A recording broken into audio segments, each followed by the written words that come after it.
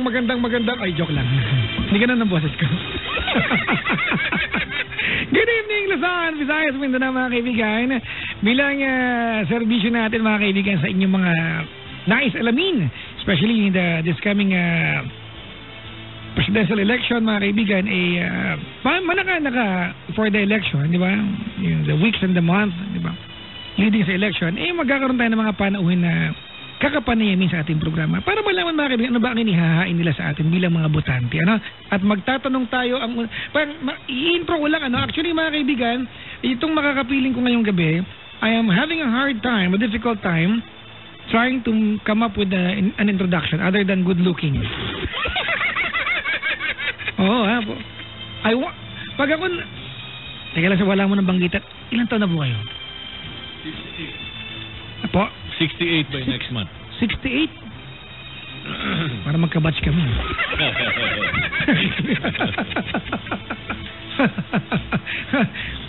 Robin De Rosa ang peg, no? Nagkamukha akong Hollywood, pero Angelina Jolie ang walay. Mga kaibigan, kapiling ko po sa ating himpilan ngayon, the former, tama ba, Secretary of Interior and Local Government and Tourism Secretary, mga kaibigan, Mr. Rafi Alunan III. Yes. Magandang gabi po, sir. Magandang gabi sa iyo, Papa Jack. Parang awkward, no? Papa ang tawag sa akin. Lolo Jack na lang sana. Pwede rin po. Sir, kamusta? Okay lang. Welcome po sa ating show. Thank you very much. It's about time that I show up here. I've been listening to you all this time. Maraming salamat po. May mga pagkakataon po bang nabusit kayo sa akin? Hindi, tawa lang ako yung natawa. Sabi nga namin, mukhang taga-Alaska ka eh. sabi ng driver. Sabi ko, bakit Alaska? Alaska doon eh. Nambubuli pala ako sa radyo. Ay nako. Naging ano po kayo, naging mapag-usapan natin. Maging tourism secretary po kayo. Yes. Kung makikipag-date po ko, saan kaya matasarap dali ng chicks? Ay, maraming mga secluded islands all over the country. We have 7,107 islands. Piliin mo na lang yung low tide. Kailan mo kayo ulit nakipag-date, sir? Kailan? Opo. I don't want to incriminate myself because my wife is listening. Mahirap na. Because every time I go home, ang sabi ko sa kanya, honey, I did not do it and I promise not. Na mga kaibigan, kanina mag-uusap kami ni Sir Rafi Alunan III sa boardroom before ko po siya i-airing ngayong gabi. At kasama sa pag-uusapan namin ngayon, ano nga ba ang ihahain sa atin ng isang nananahimik na pribadong mamamayan para magdesisyong tumakbo ulit sa napakagulong mundo ng politika. At the same time, di ba, the other end of the spectrum is serbisyong publiko. Mm-hmm. Bakit po kayo tumatakbo ulit, sir? Well, nakasilbi na ako noon. Opo. At once you get the public service bug, it never leaves you. Besides, my grandfather served also sa gobyerno. Kaya lang, namatay siya 1 year before I was born. But he served in the cabinet of President Quezon bilang kalihim ng agrikultura, kalihim ng finance, at nauna siya sa akin sa Interior Department. Oh, talaga po? Oh, yung Philippine Constabulary was under him also. Okay. So, it's in the blood. It's in the blood. Public service in our blood. The second is, medyo galit na ako sa mga pangyayari dito sa pamalan na ito. Puro kapalpakan at daang matuwi daw. Pero yung krimen at katiwalian ay patuloy, hindi mo mababa. Tapos yung ating kahirapan ay patuloy din. Hindi umaatras. So, sabi ko, sayang naman yung pinaghirapan namin sa panahon ni na Presidente Cory at Presidente Ramos, where we tried to change the situation. Yung tunay na pagbabago, we were laying the foundations at that time. Kaya't yung aming programa was focused on reform.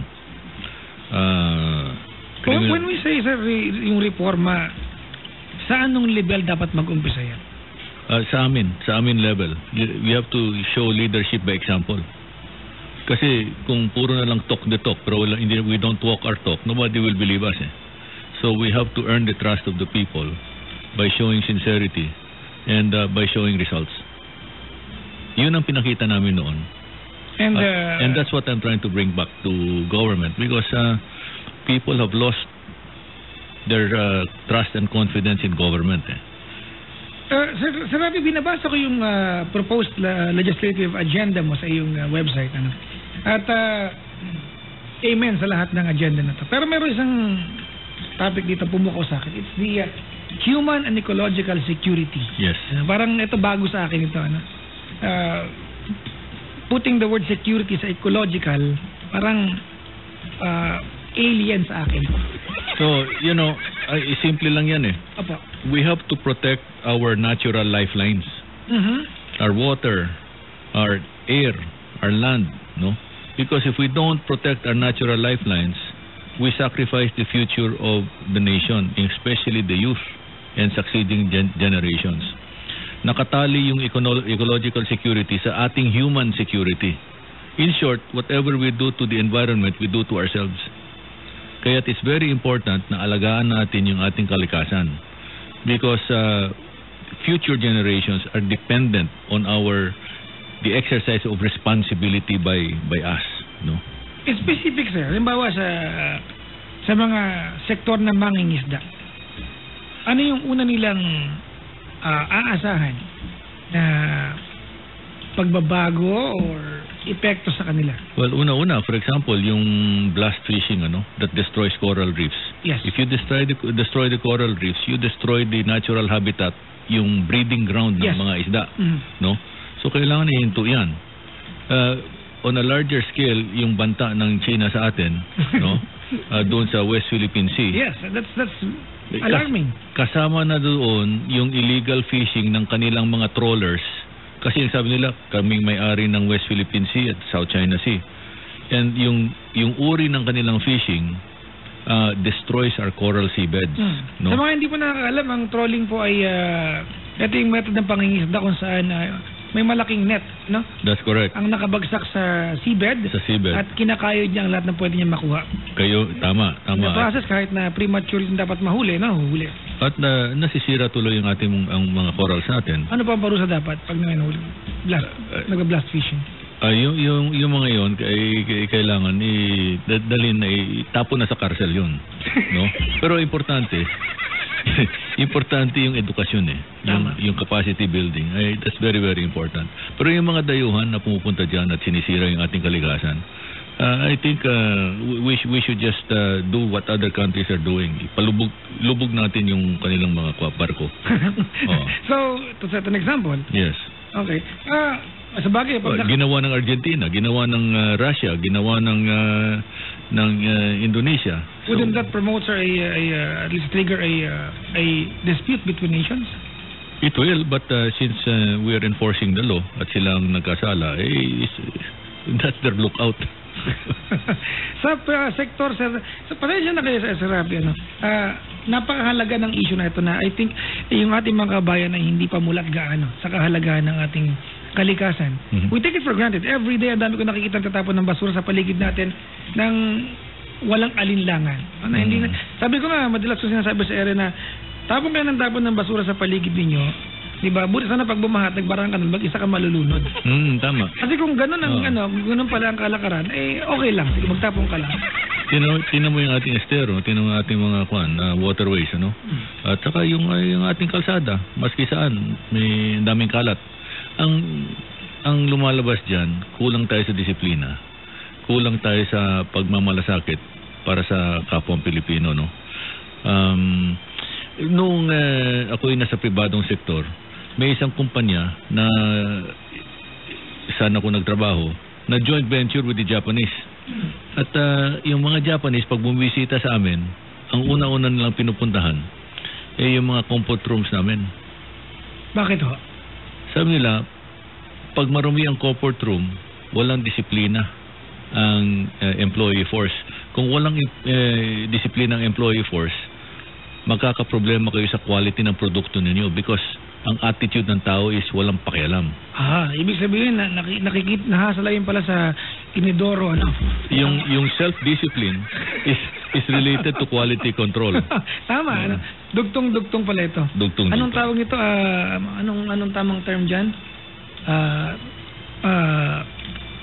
Parang domino effect yan. Yeah, domino effect. Tama. Medyo nagbakil ako doon. Sa total na hindi ko alam kung ito kabilang doon sa usapin na human and ecological security. Ang usapin ng mga magniniyog sa Pilipinas. Nang? Magniniyog. Yes, yung coconut farmers? Yes, sir. Okay, alam mo, napakalalim po ito at napakasaklab na usapin ng... Ang nangyari sa coconut farmers, nangyari din sa sugar industry at biktima kami noon. Talaga? Panahon ng diktadura ito eh. Ang ginawa nila, gumawa sila ng monopolya. Kinuha lahat nila yung production ng mga magsasaka, ng niyog at saka ng asukal. Binenta nila, yung kita, they kept it for themselves. Yung utang, pinasa sa mga producers. Kaya for 10 years, nakabaon kami sa utang. Nakaluhod kami sa harap ng mga bangko. Dahil sa yung kumikita lamang, yung monopolya ng diktadura.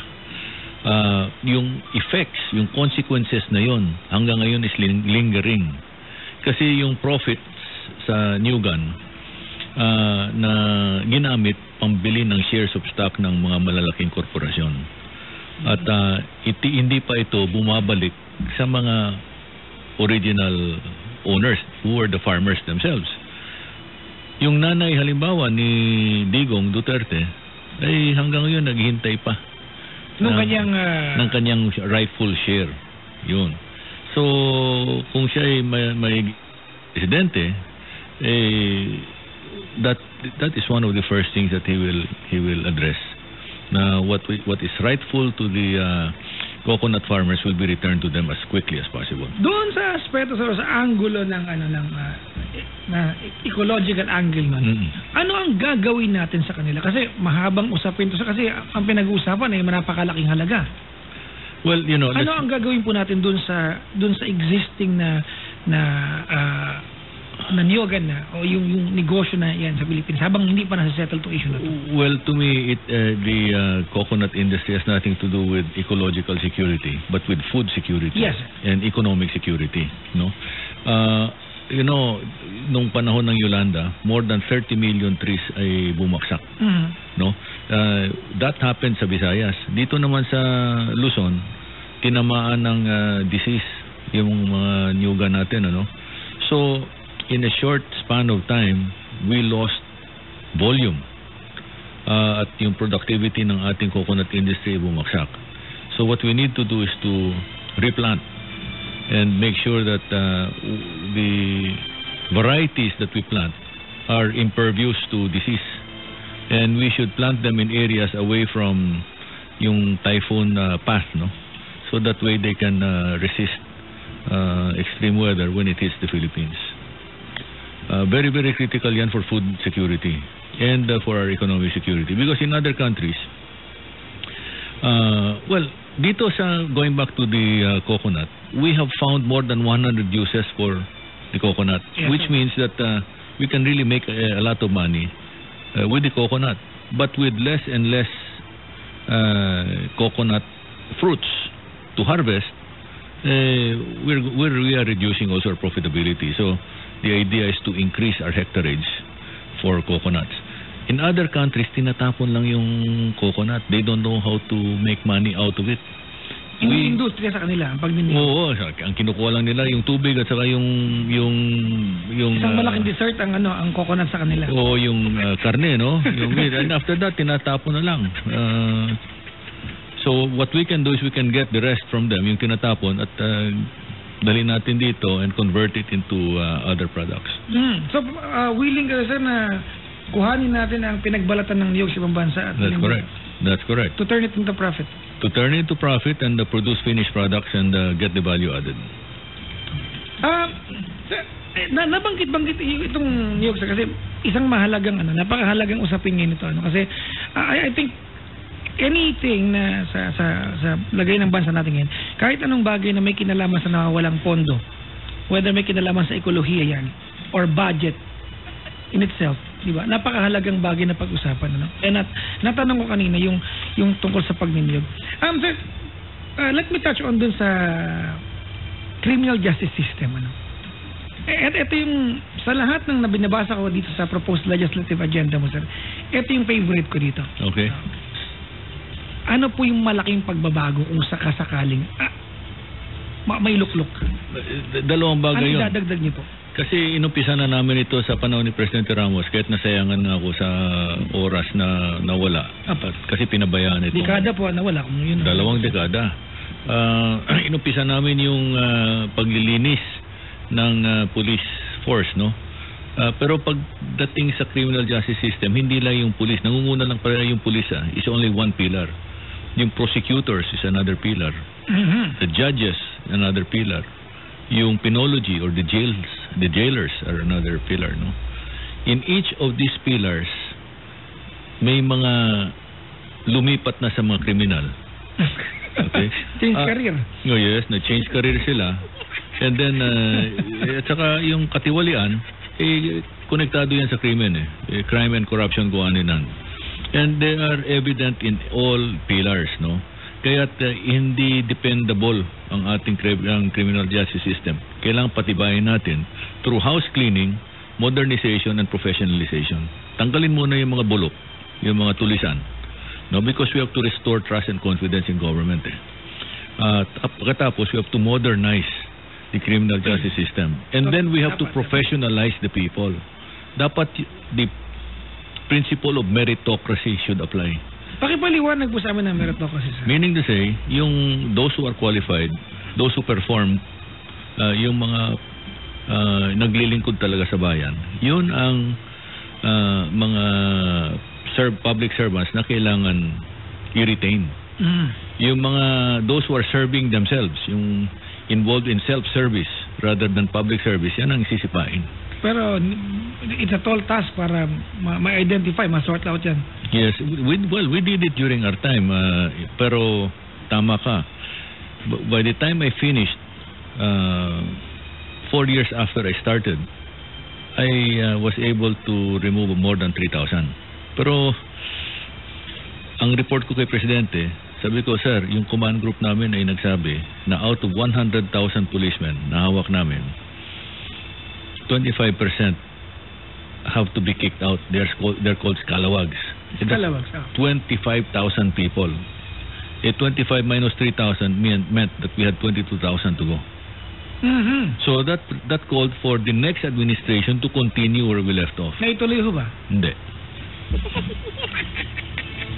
Yung kayang ang tanong po dyan, yung kayang 3,000 na natanggal nyo, nakabalik ho kaya? Posible. Posible. Pero hindi ko naman sabihin na there were no efforts, no, by succeeding administrations to clean house. Pero I think it was half-hearted compared to the way President Ramos exercised his powers to really effect reform and clean house. Iba. Dito sa economic security and poverty na poverty reduction, may mga pinapatupad pong programa ang gobyerno ngayon, diba, para maibsan, pansamantagal. Pansamantagal yung gutom na nararanasan ng yung mga poorest of the poor na ating mga kababayan. Yes, kailangan natin na ipaunlad yung agricultural sector natin kasi 25% of our families depend on agriculture. Ang problema, yung ating industriya is not producing enough jobs to accommodate yung mga jobless coming out of the agricultural sector. Napakarami po niya. Marami po akong narinig na nagbenta ng palayan para makapagsapalaran sa Maynila. Correct. Pag naibenta ang kalabaw, wala nang palayan kasi wala nang... And the reason for that is this. Nag-land reform nga. So, they met their political objective. Pero yung economic objective na napabayaan dahil sa hindi sila binigyan ng technical assistance, financial assistance, irrigation, crop insurance coverage, etc. Everything that they needed to make the land profitable ay hindi binigay sa kanila. Nakalimutan. Kaya naging pobre pa rin, no? So ang ginawa nila, binenta nila o binalik nila yung lupa at pumunta sa Maynila looking for jobs. Kulang naman ang jobs dito sa Maynila. So naging OFW. Yan, aalis ng bansa natin at ibang bansa makikinabang. So the only way to reverse the diaspora is to make sure that agriculture is revived, no? And that's the only way we can also decongest our cities. Oh yes, Diba? ikalat natin ang ekonomiya natin. Correct. And pag na-decongest yung cities natin, then we can improve our traffic situation. Yes. We can make our cities look better for our tourists. Di ba? Kasi wala nang kalat eh. Wala nang... Diba? Speaking of a lot of tourists are disappointed. Narinig niyo ba ang naganap na brownout? Doon sa NAIA. Oo. Oo Isolated brownout po yan. Kasalanan ng luck yan eh. They run out of excuses eh.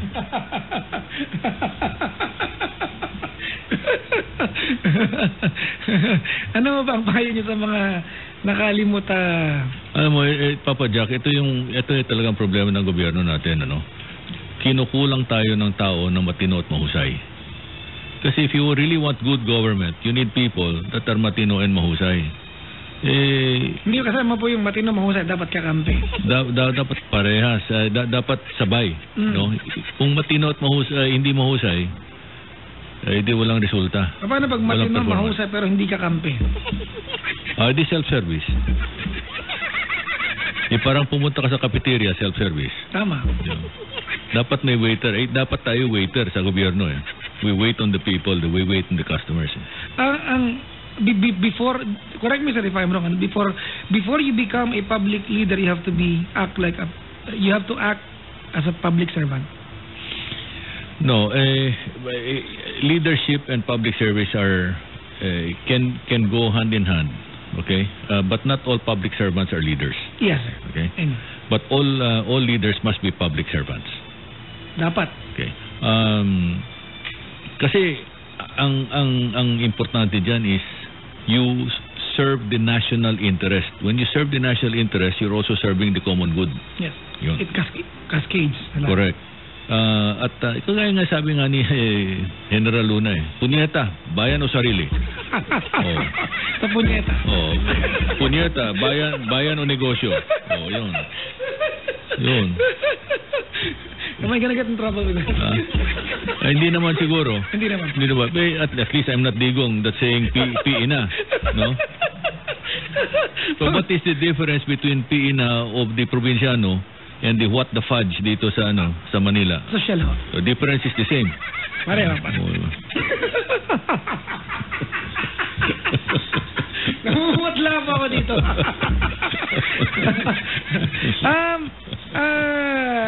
Ang pinakamalaking pagkataka po, lalabas lang po kasi inyong proposed legislative agenda is you trouble your sorry for using the term, you bother yourself to go to public service again, and from ako na appreciate ko ang private life and this alam po natin na pag sumaba kayo sa election na ito, things will be different, diba, sa inyo personally po, and you are 68 years old. May tanong po ako, and I'd like to take this as an obligation, responsibility sa mga nakaantabay sa akin. Sir Rafi, pag dumating yung pagkakataon, mailuklok po ikaw sa pwesto, o may naisabi ka dito sa programa natin, kung maluklok o hindi, and I wish you all the best. At nag-text po ako sa inyo. Nagtatanong ako kung anong reaction niya sa isang bagay na napag-usapan natin dito. Magre-reply ho ba kayo? Yes, of course. Because whether I'm in public service or not, I'm still a citizen. And a citizen like me has an obligation to provide answers to questions. Kasi I have to share my experience. That's part of nation building. It's part of knowledge management. And it's also, I guess, obligatory on our part to make sure that the younger generation understands where we came from. History. Because if we don't understand our history, if we don't understand it or know it, we'll never understand or comprehend our present situation. At kung hindi natin alam yan, we're bound to repeat the mistakes of the past. Sa mga hindi po napakinggan ang buo yung ating usapan, ang inyong website po ay rafialunan.com po. Sa mga nagtatanong po ano po yung pag-usapan namin dito. Lastly, Sir Rafi, bilang pagtatapos, nais ko pong ipakilala nyo ang sarili nyo sa mga nakaantabay sa atin at ano ang numero nyo? Okay, Thank you, Papa Jack. Ako po ay si Rafi Alunan, kakampi ng bayan, number 3 sa balota para sa Senado.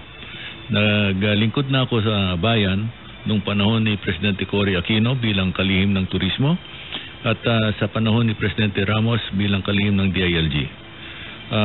Kinalaban ko yung katiwalian, krimen, terorismo. Sinulong namin ang peace and development. I was very much involved sa peace processes with the CPP, NPA, NDF, RAM, SKP, YOU, at saka sa MNLF, MILF. And I'm lucky to be part of history where we were able to forge peace agreements with the RAM, SKP, YOU. These are the military rebels. And the largest secessionist movement then, the Moro National Liberation Front of Chairman Nur Miswari.